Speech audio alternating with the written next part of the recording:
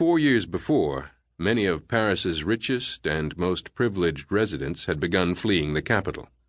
The Duke of Windsor, Prince George of Greece, Princess Winnie de Polignac, and her niece Daisy Fellows, the heiress to the singer's sewing fortune, had all departed. The Aga Khan set out for Switzerland. Peggy Guggenheim stored her art collection in a friend's barn and drove away in her Talbot, in the direction of the Haute-Savoie ski resort of Megève.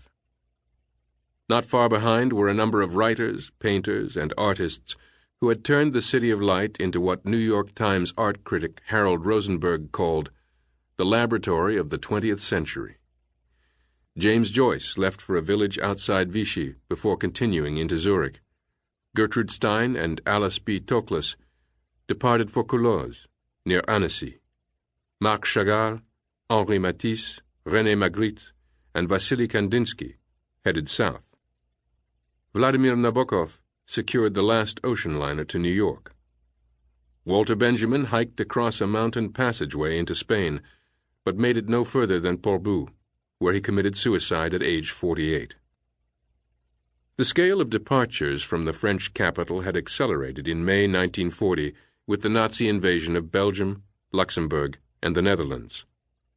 On the afternoon of June 3rd, when the air raid sirens began to wail, the Luftwaffe pounded the Renault and Citroën factories, the bombs also falling onto the Air Ministry on Boulevard Victor. The 1-hour raid left a trail of street craters, massive piles of rubble, and a block of apartment buildings looking, as journalist Alexander Worth put it, like a badly cut piece of cheddar. 254 people had been killed and another 652 injured.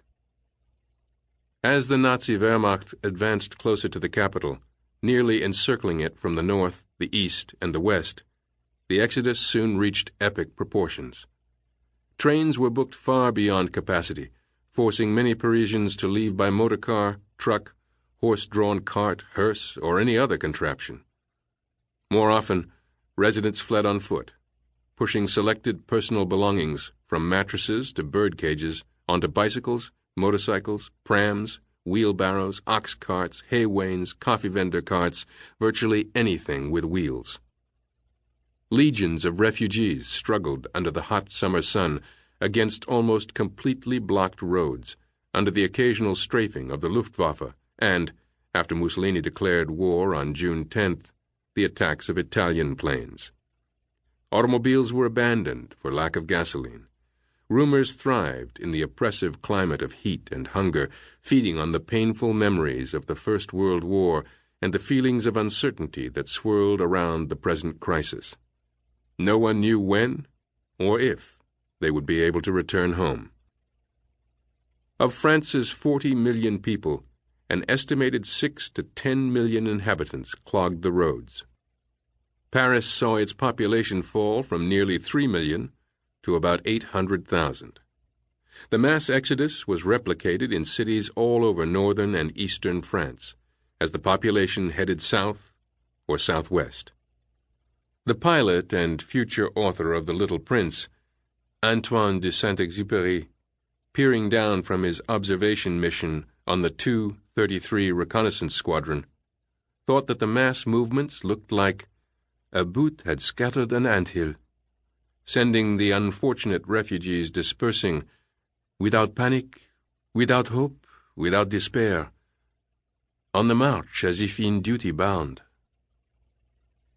Beginning on June 9th, the French government itself fled the capital.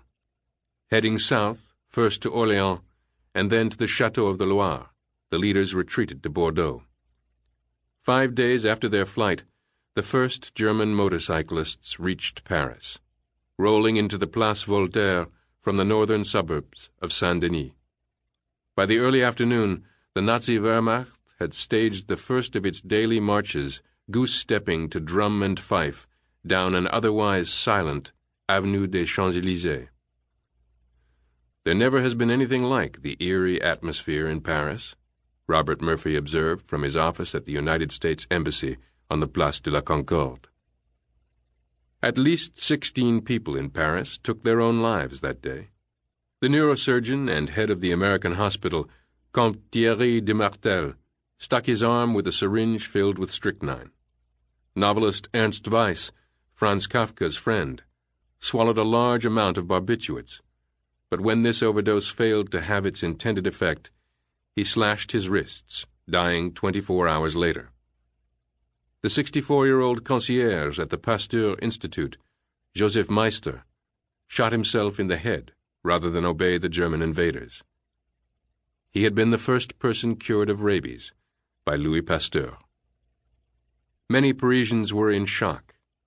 What the German army under the Kaiser had failed to do in 4 years of vicious slaughter in the First World War had been accomplished under Adolf Hitler in 6 weeks. France had suffered the most humiliating defeat in its history. Worse, however, was to come.